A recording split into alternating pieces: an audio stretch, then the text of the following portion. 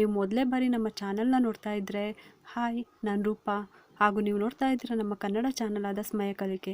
ನೀವಿನ್ನೂ ನಮ್ಮ ಚಾನಲ್ಗೆ ಸಬ್ಸ್ಕ್ರೈಬ್ ಆಗಿಲ್ಲ ಅಂದರೆ ಈ ಕೂಡಲೇ ಸಬ್ಸ್ಕ್ರೈಬ್ ಮಾಡ್ಕೊಳ್ಳಿ. ಹಾಗೆ ಪಕ್ಕದಲ್ಲಿ ಕಾಣುವ ಬೆಲ್ಲೈಕನ್ನ ಪ್ರೆಸ್ ಮಾಡಿ ಆಲ್ ಅಂತ ಟ್ಯಾಪ್ ಮಾಡೋದನ್ನು ಮರಿಬೇಡಿ.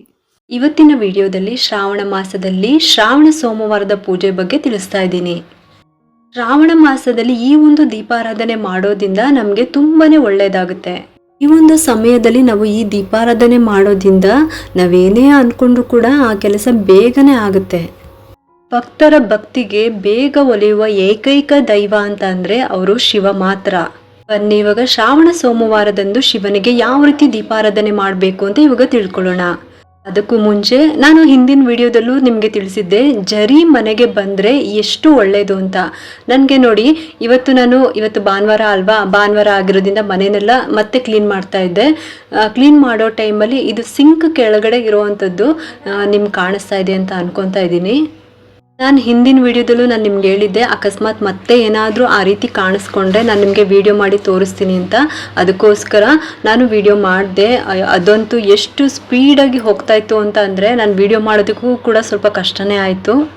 ಜರಿ ನೋಡಿದ್ರೆ ಸಿರಿ ನೋಡ್ದಂಗೆ ಅಂತ ಅರ್ಥ ಅಂತ ಹೇಳ್ತಾರೆ. ಈ ರೀತಿ ಮನೆಯಲ್ಲಿ ಜರಿ ಕಾಣಿಸ್ಕೊಂಡ್ರೆ ತುಂಬಾ ಒಳ್ಳೆಯದು. ನನಗಂತೂ ತುಂಬಾನೇ ಖುಷಿ ಆಯಿತು. ಇನ್ನೇನು ಹತ್ರದಲ್ಲೇ ಇದೆ, ಈ ವಾರದಲ್ಲೇ ವರಮಹಾಲಕ್ಷ್ಮಿ ಹಬ್ಬನೂ ಕೂಡ, ಅದು ನಿಮಗೂ ಕೂಡ ಗೊತ್ತಿದೆ. ಅಷ್ಟರಲ್ಲೇ ನನಗೆ ದೇವಿ ದರ್ಶನ ಆಯಿತು, ತುಂಬಾನೇ ಖುಷಿ ಆಯಿತು. ಈಗಷ್ಟೇ ಮೊನ್ನೆ ತಾನೇ ನಾನು 5 ವಾರ ವೈಭವ ಲಕ್ಷ್ಮಿ ವ್ರತನ ಮುಗಿಸಿದ್ದೆ, ಅಂದರೆ ಸಂಪೂರ್ಣ ಮಾಡಿದ್ದೆ. ಅಷ್ಟರಲ್ಲೇ ನನಗೆ ಇವತ್ತು ಭಾನುವಾರ ಆದ್ದರಿಂದ ನನಗೆ ದೇವಿ ದರ್ಶನ ಆಯಿತು. ನನಗಂತೂ ತುಂಬಾ ಖುಷಿ ಆಯಿತು. ನಾನು ಯಾವುದೇ ಒಂದು ವ್ರತ ಮಾಡಿದಾಗಲೂ ಕೂಡ ಅದು ನಾನು ಮನಸ್ಸಿನಲ್ಲಿ ಅನ್ಕೊತಾ ಇರ್ತೀನಿ, ನಿನಗೆ ತೃಪ್ತಿ ಆಗಿದ್ಯಮ್ಮ, ನಾನು ಮಾಡಿರೋ ಸೇವೆ ನಿಮ್ಗೆ ಇಷ್ಟ ಆಗಿದೆಯಾ ಅಂತ ನಾನು ಯಾವಾಗಲೂ ಅನ್ಕೊತಾನೆ ಇರ್ತೀನಿ. ಅವಾಗೆಲ್ಲನೂ ಕೂಡ ನನಗೆ ಈ ರೀತಿ ನನಗೆ ಆ ತಾಯಿ ದರ್ಶನ ಕೊಡ್ತಾರೆ. ನನಗಂತೂ ತುಂಬಾ ಖುಷಿ ಆಗ್ತಾ ಇದೆ. ಬನ್ನಿ ಇವಾಗ ಶ್ರಾವಣ ಸೋಮವಾರದ ಪೂಜೆಯ ಬಗ್ಗೆ ತಿಳ್ಕೊಳ್ಳೋಣ. ಶ್ರಾವಣ ಸೋಮವಾರದ ಪೂಜೆ ಬಗ್ಗೆ ತಿಳಿಸ್ತಾ ಇದ್ದೀನಿ ನಾನು ನಿಮಗೆ. ಶ್ರಾವಣ ಮಾಸದಲ್ಲಿ ಯಾವಾಗಲೂ 4 ಸೋಮವಾರ ಅಥವಾ 5 ಸೋಮವಾರ ನಮಗೆ ಪೂಜೆ ಮಾಡೋದಕ್ಕೆ ಸಿಗುತ್ತೆ. ನಿಮಗೆ 4 ಸೋಮವಾರ ಪೂಜೆ ಮಾಡೋದಕ್ಕಾಗಲ್ಲ ಅಂತ ಅನ್ನೋರು ಕೂಡ ಒಂದೇ ಒಂದು ಸೋಮವಾರ ಕೂಡ ನೀವು ಈ ಥರ ಅಕ್ಕಿ ಹಿಟ್ಟಿನಿಂದ ದೀಪಾರಾಧನೆ, ಅಂದರೆ ಅಕ್ಕಿ ಹಿಟ್ಟಿನಿಂದ ತಂಬಿಟ್ಟನ್ನು ಮಾಡಿಬಿಟ್ಟು ದೀಪವನ್ನು ಹಚ್ಚಬೇಕು. ಶೀಘ್ರವಾಗಿ ಫಲ ಕೊಡುವ ದೀಪಾರಾಧನೆ ಇದು, ಅಕ್ಕಿ ಹಿಟ್ಟಿನ ದೀಪಾರಾಧನೆ. ಯಾವ ರೀತಿ ಮಾಡಬೇಕು, ಯಾವ ಸಮಯದಲ್ಲಿ ಈ ದೀಪಾರಾಧನೆ ಮಾಡಬೇಕು, ಯಾವ ರೀತಿ ಪೂಜೆ ಮಾಡಬೇಕು, ಈ ದೀಪಗಳನ್ನು ಮನೆಯಲ್ಲಿ ಅಥವಾ ದೇವಸ್ಥಾನದಲ್ಲಿ ಯಾವ ರೀತಿ ಹಚ್ಚಬೇಕು, ಮತ್ತು ಈ ದೀಪನ ಏನು ಮಾಡಬೇಕು, ಇದೆಲ್ಲನೂ ಕೂಡ ವಿವರವಾಗಿ ತಿಳಿಸಿದ್ದೀನಿ. ಬನ್ನಿ ಇವಾಗ ಅಕ್ಕಿ ಹಿಟ್ಟಿನ ತಂಬಿಟ್ಟನ್ನು ನಾವು ಯಾವ ರೀತಿ ಮಾಡೋದು ಅಂತ ಇವಾಗ ತಿಳ್ಕೊಳ್ಳೋಣ. ದೀಪಗಳು ಯಾವಾಗಲೂ ಕೂಡ ತುಂಬಾ ದೊಡ್ಡದಾಗಿ ಮಾಡಬೇಕು ಅಂತ ಏನೂ ಇಲ್ಲ. ಸಣ್ಣ ಕಪ್ನಲ್ಲಿ ಅಕ್ಕಿ ಹಿಟ್ಟನ್ನು ತೊಗೊಂಬಿಟ್ಟು ಅದಕ್ಕೆ ಸ್ವಲ್ಪ ಬೆಲ್ಲದ ಪುಡಿ ಮತ್ತು 1 ಗ್ಲಾಸ್ ಹಸಿ ಹಾಲನ್ನೇ ತೊಗೋಬೇಕು. ಆದರೆ ಕಾಯಿಸಿರುವ ಹಾಲನ್ನು ತೊಗೋಬಾರ್ದು. ಪ್ಯಾಕೆಟ್ ಹಾಲಾದರೂ ಪರವಾಗಿಲ್ಲ, ಹಸಿ ಹಾಲನ್ನೇ ತೊಗೊಳ್ಳಿ. ಈ ರೀತಿ ಬೆಲ್ಲ ಮತ್ತು ಅಕ್ಕಿ ಹಿಟ್ಟನ್ನು ಮಿಕ್ಸ್ ಮಾಡಿ, ಈ ಥರ ಬೆಲ್ಲ ಜಾಸ್ತಿ ಹಾಕ್ಬೇಕಂತ ಏನೂ ಇಲ್ಲ. ಶಾಸ್ತ್ರಕ್ಕೆ ಒಂದು ಅರ್ಧ ಅಥವಾ 1 ಸ್ಪೂನಷ್ಟು ಬೆಲ್ಲದ ಪುಡಿ ಹಾಕಿದ್ರೆ ಸಾಕು. ಇವಾಗ ಸ್ವಲ್ಪನೇ ಹಾಲನ್ನು ನೋಡಿಕೊಂಡು ಮಿಕ್ಸ್ ಮಾಡ್ಕೋಬೇಕು. ಇದನ್ನು ಚೆನ್ನಾಗಿ ಕೈಯಲ್ಲಿ ನಾದಬೇಕು. ತಂಬಿಟ್ಟು ಯಾವ ಥರ ಮಾಡ್ತಾರೆ ಅಂತ ನಿಮಗೂ ಕೂಡ ಆಲ್ರೆಡಿ ಗೊತ್ತಿರುತ್ತೆ. ನಾನು ಹೊಸದಾಗಿ ಹೇಳೋವಂಥದ್ದು ಏನೂ ಇಲ್ಲ.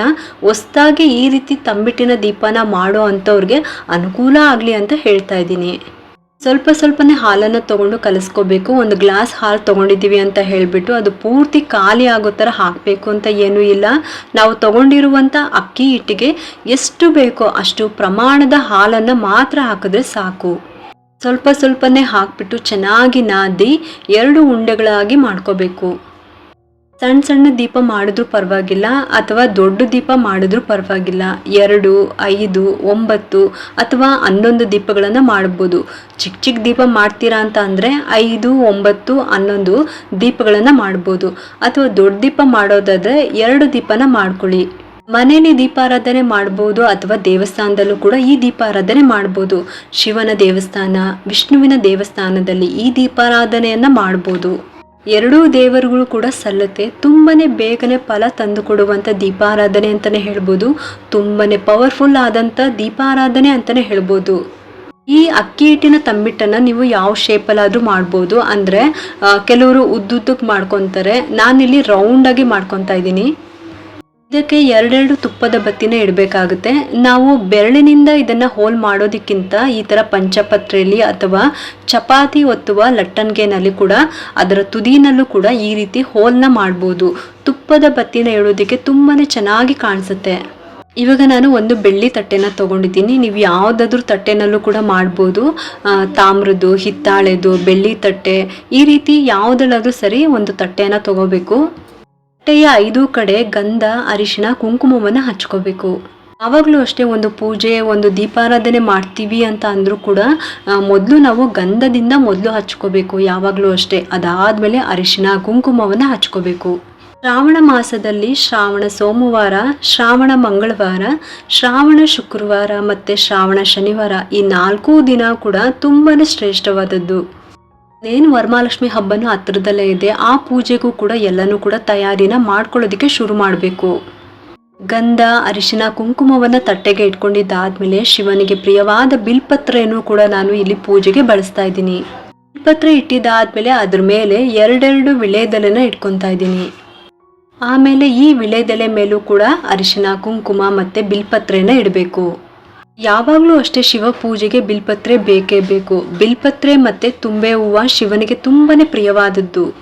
ನಿಮಗೆ ಇದೆರಡರಲ್ಲಿ ಯಾವುದು ಸಿಗುತ್ತೋ ಅದನ್ನು ಈ ದೀಪಾರಾಧನೆಗೆ ನೀವು ಉಪಯೋಗಿಸ್ಕೋಬೋದು. ಅಕಸ್ಮಾತ್ ಇದು ಯಾವುದು ಸಿಕ್ಕಿಲ್ಲ ಅಂತಂದರೆ ವಿಳೆದೆಲೆ ಮೇಲೆ ಕೂಡ ಈ ದೀಪಾರಾಧನೆ ಮಾಡ್ಕೋಬೋದು. ದೀಪಗಳು ಇವಾಗ ರೆಡಿ ಆಗಿದೆ. ಒಂದು ತಾಮ್ರ ತಟ್ಟೆ ಅಥವಾ ಹಿತ್ತಾಳೆ ತಟ್ಟೆ ಅಥವಾ ಬೆಳ್ಳಿ ತಟ್ಟೆನಲ್ಲಿ ಈ ದೀಪಗಳನ್ನು ಇಡಬೇಕು. ಇಲ್ಲ ಅಂತ ಅಂದರೆ ಒಂದು ಅಡಿಕೆ ತಟ್ಟೆ ಕೂಡ ತಗೋಬೋದು ಅಥವಾ ಮುದುಕದ ಎಲೆ ಕೂಡ ಉಪಯೋಗಿಸ್ಕೋಬೋದು. ಮನೆಯಲ್ಲಿ ಅಥವಾ ದೇವಸ್ಥಾನದಲ್ಲಿ ಎಲ್ಲಿ ಬೇಕಾದರೂ ಈ ದೀಪಾರಾಧನೆ ಮಾಡ್ಕೋಬೋದು ಅಥವಾ ಸಂಜೆ ಈ ದೀಪಾರಾಧನೆ ಮಾಡ್ಬೋದು. ಇವಾಗ ಈ ತಂಬಿಟ್ಟನ್ನು ನಾವೇನು ಇಟ್ಟಿದ್ದೀವಲ್ಲ ಇದಕ್ಕೆ ಅರಿಶಿನ ಕುಂಕುಮವನ್ನು ಹಚ್ಕೊಳ್ಳೋಣ. ನೀವು ಬೆಳಗ್ಗೆ ಹಚ್ಚೋದಾದರೆ ಬೆಳಗ್ಗೆ 11 ಗಂಟೆ ಒಳಗಡೆ ಈ ದೀಪಾರಾಧನೆ ಮಾಡ್ಕೊಳ್ಳಿ. ಇನ್ನು ಸಂಜೆ ಹಚ್ಚೋದಾದರೆ 5 ಗಂಟೆ 30 ನಿಮಿಷದಿಂದ 6 ಗಂಟೆ 30 ನಿಮಿಷದ ಒಳಗಡೆ ಈ ದೀಪಾರಾಧನೆಯನ್ನು ಮಾಡಬೇಕು. ಬೆಳಗ್ಗೆಗಿಂತ ಸಂಜೆ ಈ ದೀಪನ ಹಚ್ಚೋದು ತುಂಬಾ ಶ್ರೇಷ್ಠ. ಯಾಕೆಂದರೆ ಶಿವನಿಗೆ ಪ್ರದೋಷ ಕಾಲದಲ್ಲಿ ಪೂಜೆ ಮಾಡೋದು ಅಂತಂದರೆ ಇನ್ನೇನು ಸಾಯಂಕಾಲ ಸೂರ್ಯ ಮುಳುಗ್ತಾ ಇದ್ದಾನೆ ಅನ್ನೋ ಸಮಯದಲ್ಲಿ ಈ ಥರ ದೀಪವನ್ನು ಹಚ್ಚಿ ಮಾಡೋದು ತುಂಬಾ ಒಳ್ಳೆಯದು. ಆ ಸಮಯದಲ್ಲಿ ನಾವೇನೇ ಅಂದ್ಕೊಂಡು ಕೂಡ ಆ ಕೆಲಸ ಬೇಗನೆ ಆಗುತ್ತೆ. ಇವಾಗ ತಂಬಿಟ್ಟಿಗೆ ನಾವು ಅರಿಶಿನ ಕುಂಕುಮವನ್ನು ಹಚ್ಕೊಂಡಿದ್ದಾಗಿದೆ. ಇವಾಗ ಇದಕ್ಕೆ ಎರಡೆರಡು ತುಪ್ಪದ ಬತ್ತಿಯನ್ನು ಇಡಬೇಕು. ನಾ ಆಗಲೇ ಹೇಳ್ದಂಗೆ ಪಂಚಪತ್ರೆಯಲ್ಲಿ ಅಥವಾ ಚಪಾತಿ ಒತ್ತುವ ಲಟ್ಟಣಿಗೆನಲ್ಲಿ ಕೂಡ ಅದರ ತುದಿನಲ್ಲೂ ಕೂಡ ಈ ರೀತಿ ಹೋಲ್ನ ಮಾಡ್ಬೋದು. ತುಪ್ಪದ ಬತ್ತಿನ ಇಡೋದಕ್ಕೆ ತುಂಬಾ ಚೆನ್ನಾಗಿ ಕಾಣಿಸುತ್ತೆ. ಅಂದರೆ ನೀಟಾಗಿ ಕುತ್ಕೊಳ್ಳುತ್ತೆ. ಬತ್ತಿಗಳು ಕ್ಲೀನಾಗಿ ಸರಿಯಾಗಿ ಎಲ್ಲೂ ಕೂಡ ಸೊಟ್ಟಪಟ್ಟ ಆದಂಗೆ ನೀಟಾಗಿ ಕುತ್ಕೊಳ್ಳುತ್ತೆ. ಕರೆಕ್ಟಾಗಿ ಅದ್ರ ಹೋಲ್ನಲ್ಲಿ ಬತ್ತಿ ಇಟ್ಟರೆ ನೀಟಾಗಿ ಉರಿಯುತ್ತೆ. ಸೋಮವಾರ ದಿನ ಪ್ರದೋಷ ಕಾಲ ಅಂತ ಅಂದರೆ ಇನ್ನೇನು ಸೂರ್ಯ ಮುಳುಗ್ತಾ ಇದೆ ಅನ್ನೋ ಒಂದು ಸಮಯದಲ್ಲಿ ಪೂಜೆ ಮಾಡಿ ಈ ಥರ ತಾಮ್ರ ತಟ್ಟೆ, ಬೆಳ್ಳಿ ತಟ್ಟೆ, ಹಿತ್ತಾಳೆ ತಟ್ಟೆ ಅಥವಾ ಒಂದು ಪ್ಲೇಟ್ನಲ್ಲಿ ಬಿಲ್ಪತ್ರೆ ಅಥವಾ ತುಂಬೆ ಹೂವು ಅಥವಾ ವಿಳ್ಳೆದೆಲೆ ಈ ಥರ ಈ 3ರಲ್ಲಿ ಯಾವುದು ನಿಮಗೆ ಸಿಗುತ್ತೋ ಅದನ್ನು ಇಟ್ಬಿಟ್ಟು ನೀವು ದೀಪ ಹಚ್ಚಬೇಕು. ಆದರೆ ಯಾವುದೇ ಕಾರಣಕ್ಕೂ ಅಕ್ಕಿನ ಹಾಕ್ಬಿಟ್ಟು ಕೆಳಗಡೆ ಇಡಬೇಡಿ. ಅಂದರೆ ದೀಪದ ಕೆಳಗಡೆ, ಏಕೆಂದರೆ ನಾವು ಮಾಡಿರೋದು ಕೂಡ ಅಕ್ಕಿಯಿಂದನೇ ಅಲ್ವಾ. ಅದಕ್ಕೋಸ್ಕರ ಬಿಲ್ಪತ್ರೆ ಅಥವಾ ತುಂಬೆ ಹೂವು ಅಥವಾ ವಿಳ್ಳೆದೆಲೆ ಇದನ್ನು ಇಟ್ಬಿಟ್ಟು ನೀವು ದೀಪವನ್ನು ಹಚ್ಬೋದು. ನಾವು ಸೋಮವಾರ ದಿನ ಶಿವ ಪೂಜೆ ಮಾಡ್ತೀವಿ ಅಂತ ಅಂದರೆ ಅಭಿಷೇಕ ಮಾಡಿಬಿಟ್ಟು ಪೂಜೆ ಮಾಡಿ. ಹಿಂದಿನ ವಿಡಿಯೋದಲ್ಲೂ ಕೂಡ ಯಾವ ರೀತಿ ಅಭಿಷೇಕವನ್ನು ಮಾಡಬೇಕು ಅಂತ ನಾನು ತಿಳಿಸ್ಕೊಟ್ಟಿದ್ದೀನಿ. ನೀವು ಅಭಿಷೇಕವನ್ನು ಮಾಡಿಕೊಂಡು ವಿಗ್ರಹಗಳನ್ನು ಚೆನ್ನಾಗಿ ತೊಳ್ಕೊಂಡು ಗಂಧ, ಅರಿಶಿಣ, ಕುಂಕುಮ ಎಲ್ಲನೂ ಹಚ್ಬಿಟ್ಟು ಒಂದು ಪೀಠದ ಮೇಲೆ ರೆಡಿ ಮಾಡಿ ಇಟ್ಕೊಂಡು ಹೂಗಳಿಂದ ಅಲಂಕಾರ ಮಾಡ್ಕೊಳ್ಳಿ. ಸೇವಂತಿಗೆ ಹೂವು ಮತ್ತು ರೋಸ್ನ ನಾನು ಇಲ್ಲಿ ದೀಪದ ಸುತ್ತಲೂ ಕೂಡ ಅಲಂಕಾರಕ್ಕಾಗಿ ಉಪಯೋಗಿಸ್ಕೊಂಡಿದ್ದೀನಿ. ಇದೇ ರೀತಿನೇ ಅಲಂಕಾರ ಮಾಡಬೇಕು ಅಂತ ಏನೂ ಇಲ್ಲ. ನಿಮ್ಮ ಮನಸ್ಸಿಗೆ ಯಾವ ರೀತಿ ಅಲಂಕಾರ ಮಾಡಬೇಕು ಅಂತ ಅನಿಸುತ್ತೋ ಆ ರೀತಿ ನೀವು ಅಲಂಕಾರವನ್ನು ಮಾಡ್ಕೋಬೋದು. ತಂಬಿಟ್ಟಿನ ಆರತಿ ಇವಾಗ ಪೂಜೆಗೆ ಸಿದ್ಧತೆ ಆಯಿತು. ಇವಾಗ ದೀಪವನ್ನು ಹಚ್ಕೋಬೇಕು. ಯಾವುದೇ ಕಾರಣಕ್ಕೂ ಬೆಂಕಿ ಪೊಟ್ಟಣದಿಂದ ಡೈರೆಕ್ಟಾಗಿ ದೀಪವನ್ನು ಹಚ್ಕೊಳ್ಳೋದಕ್ಕೆ ಹೋಗಬಾರ್ದು. ಯಾವುದೇ ದೀಪಾರಾಧನೆ ಮಾಡಿದ್ರು ಅಷ್ಟೇ ಅಥವಾ ನೀವು ಮನೆಯಲ್ಲಿ ಯಾವುದಾದ್ರು ದೀಪಗಳನ್ನು ಹಚ್ತೀರಾ ಅಂದ್ರೂ ಅಷ್ಟೇ ಡೈರೆಕ್ಟಾಗಿ ಬೆಂಕಿ ಪೊಟ್ಟಣದಿಂದ ದೀಪವನ್ನು ಹಚ್ಕೋಬಾರ್ದು. ಈ ರೀತಿ 2 ಊದ್ಬತ್ತಿ ತೊಗೊಂಡ್ಬಿಟ್ಟು ಅದಕ್ಕೆ ಅರಿಶಿಣ, ಕುಂಕುಮ ಮತ್ತು ಒಂದು ಹೂವನ್ನು ಇಟ್ಕೊಂಡ್ಬಿಟ್ಟು ಇವಾಗ ನಾವು ಬೆಂಕಿ ಪೊಟ್ಟಣದಿಂದ ಮೊದಲು ಊದ್ಬತ್ತಿನ ಅಂಟಿಸ್ಕೋಬೇಕು. ಇದಾದ್ಮೇಲೆ ಮನಸ್ಸಿನಲ್ಲಿ ಶಿವನನ್ನು ನೆನೆಸ್ಕೊಂಡ್ಬಿಟ್ಟು ನೀವು ಈ ದೀಪವನ್ನು ಹಚ್ಕೋಬೇಕು. ಯಾವಾಗಲೂ ಅಷ್ಟೇ ನಾವು ದೀಪ ಹಚ್ಚಬೇಕಾದ್ರೆ ನಮ್ಮ ಮನಸ್ಸಿನಲ್ಲಿ ನಾವು ಯಾವ ದೇವ್ರಿಗೆ ನಾವು ದೀಪನ ಹಚ್ತಾ ಇರ್ತೀವಿ ಆ ದೇವ್ರನ್ನ ನೆನೆಸ್ಕೋಬೇಕು. ಮತ್ತು ನಮಗೆ ಏನು ಕೆಲಸಕ್ಕೋಸ್ಕರ ನಾವು ಈ ದೀಪವನ್ನು ಹಚ್ತಾ ಇರ್ತೀವಿ ಅದನ್ನು ನೆನೆಸ್ಕೊಂಬಿಟ್ಟು ನಾವು ಈ ದೀಪಗಳನ್ನು ಹಚ್ಕೋಬೇಕು. ದೀಪ ಹಚ್ಚಿದಾದ್ಮೇಲೆ ಒಂದ್ಸಲಿ ಈ ರೀತಿ ಊದ್ಬತ್ತಿಯಿಂದ ಬೆಳ್ಕೊಳ್ಳಿ. ಈ ರೀತಿ ಊದ್ಗಡ್ಡಿಯಿಂದ ಬೆಳಗಿದಾದ್ಮೇಲೆ ಆಮೇಲೆ ಶಿವನಿಗೆ ಆರತಿಯನ್ನು ಮಾಡಬೇಕು. ಕೈಯಲ್ಲಿ ಹೂ ಅಕ್ಷತೆನ ಇಟ್ಕೊಂಡ್ಬಿಟ್ಟು ಮನಸ್ಸಿನಲ್ಲಿ ನಿಮ್ದು ಏನಿದೆ ಕೋರಿಕೆ ಅದನ್ನು ಹೇಳ್ಕೊಂಡು ಶಿವನನ್ನು ನೆನೆಸ್ಕೊಂಡು ಹೂ ಅಕ್ಷತೆನ ಈ ತಟ್ಟೆಗೆ ಹಾಕ್ಬಿಟ್ಟು ಈ ರೀತಿ 3 ಸಲ ನಿಮ್ಮ ಕಣ್ಣಿಗೆ ಹೊತ್ಕೊಳ್ಳಿ. ಇದಾದ ನಂತರ ಈ ಒಂದು ತಟ್ಟೆಯನ್ನು ತಗೊಂಡ್ಬಿಟ್ಟು ನೀವು ಶಿವನಿಗೆ ಆರತಿಯನ್ನು ಮಾಡಬೇಕು. ಅಂದರೆ ತಂಬಿಟ್ಟಿನ ಆರತಿಯನ್ನು ಮಾಡಬೇಕು. ಬಲಗಡೆಯಿಂದ ಎಡಗಡೆಗೆ ಮಾಡ್ತಾ ಆರತಿಯನ್ನು 3 ಸಲ ಮಾಡ್ಕೊಂಡ್ಬಿಟ್ಟು ಮತ್ತೆ ಅದನ್ನು ಕೆಳಗಡೆ ಇಟ್ಬಿಟ್ಟು ಮತ್ತೆ ನೀವು 3 ಸಲ ಕಣ್ಣಿಗೆ ಹೊತ್ಕೊಳ್ಳಿ. ನಿಮ್ಮ ಕಣ್ಣಿಗೆ ಹೊತ್ಕೊಂಡ್ಬಿಟ್ಟು ನಮಸ್ಕಾರ ಮಾಡ್ಕೊಳ್ಳಿ. ಇನ್ನು ಅರ್ಚನೆ ಮಾಡೋದಕ್ಕೆ ಸಿದ್ಧತೆನ ಮಾಡ್ಕೊಳ್ಳಿ. ಬಿಲ್ಪತ್ರೆ ಅಥವಾ ಬಿಡಿ ಹೂಗಳಿಂದ ಸಿದ್ಧತೆನ ಮಾಡ್ಕೊಳ್ಳಿ. ಶಿವನ ಅಷ್ಟೋತ್ತರ, ಶಿವನ ಬಿಲ್ವಾಷ್ಟಕಂ, ರುದ್ರಾಷ್ಟಕಂ ಮತ್ತು ಲಿಂಗಾಷ್ಟಕಂ ತುಂಬಾ ಮಂತ್ರಗಳಿದೆ. ನಿಮಗೆ ಯಾವುದು ಬರುತ್ತೋ ಅದನ್ನು ಹೇಳ್ಕೊಬೋದು. ಇನ್ನು ಯಾವುದೇ ತೀರ್ಥಕ್ಷೇತ್ರಕ್ಕೆ ಹೋದಾಗ ಅಲ್ಲಿ ಬೇರೆ ಬೇರೆ ಶಾಪಿಂಗ್ ಮಾಡೋ ಬದಲು ನಮ್ಮ ಹತ್ತಿರ ಯಾವ ದೇವರ ಮಂತ್ರದ ಬುಕ್ಕು ಇರೋದಿಲ್ವೋ ಅದನ್ನು ತೊಗೊಂಡ್ರೆ ತುಂಬಾ ಒಳ್ಳೇದಲ್ವಾ. ನಮಗೆ ಬೇಕಾಗಿರುವಂಥ ಪೂಜೆಗೆ ಬೇಕಾಗಿರುವಂಥ ಬುಕ್ನ ನೋಡಿ ತಗೋಬೇಕು. ಇನ್ನು ಅಭಿಷೇಕ ಮಾಡಿ ವಿಗ್ರಹಗಳನ್ನೆಲ್ಲ ರೆಡಿ ಮಾಡಿಟ್ಕೊಂಡು ಜೋಡಿಸಿದ ನಂತರ ಪ್ರತಿದಿನ ಹಚ್ಚುವಂಥ ದೀಪನ ಮೊದಲು ಹಚ್ಕೋಬೇಕು. ಆ ನಂತರ ನಾವು ಯಾವ ದೀಪಾರಾಧನೆ ಮಾಡ್ತೀವೋ ಆ ದೀಪನ ಹಚ್ಚಬೇಕು.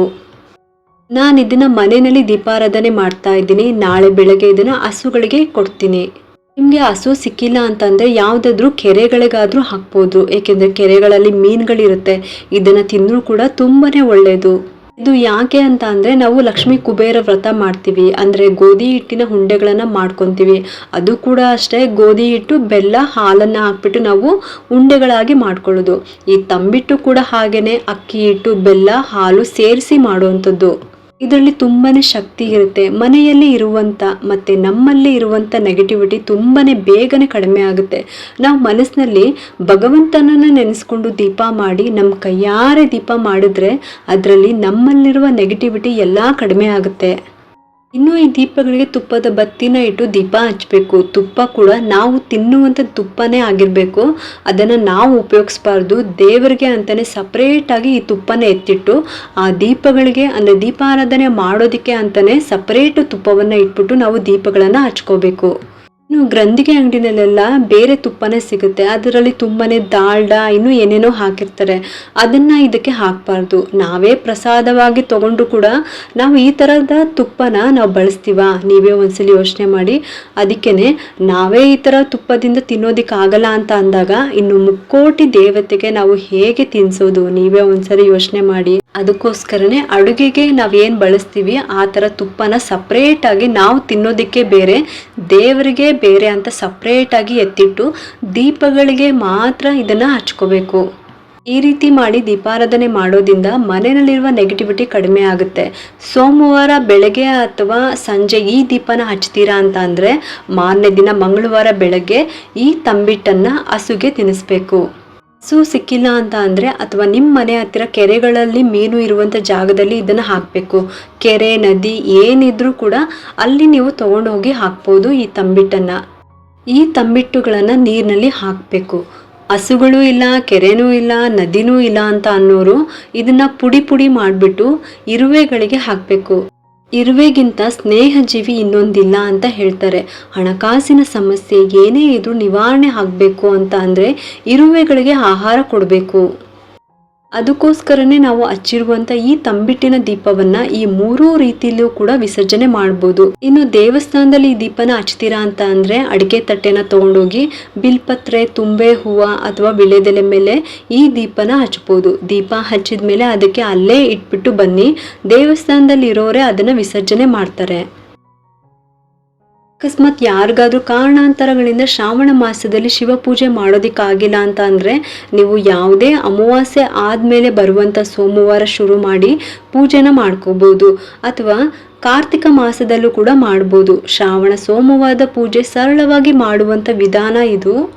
ಇಷ್ಟೊತ್ತು ತಿಳ್ಕೊಂಡ್ರಿ ಅಲ್ವಾ ಶ್ರಾವಣ ಮಾಸದಲ್ಲಿ ಸೋಮವಾರದಂದು ಶಿವನಿಗೆ ಯಾವ ರೀತಿ ದೀಪಾರಾಧನೆ ಮಾಡಬೇಕು ಅಂತ.